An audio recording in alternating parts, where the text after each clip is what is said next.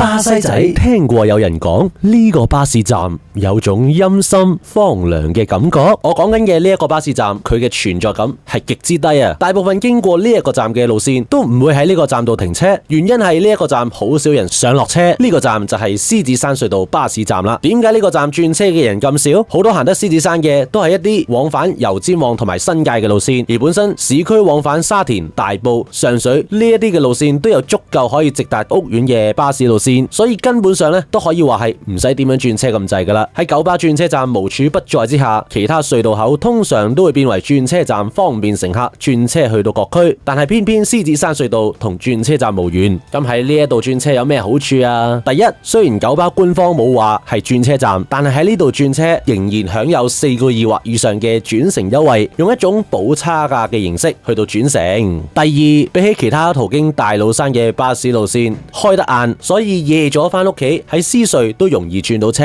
溫馨提示，如果要喺度轉車嘅朋友，尤其係夜晚，記得遞手或者開電筒，如果唔係，車長未必會停，睇住佢 miss 咗班車就唔好啦。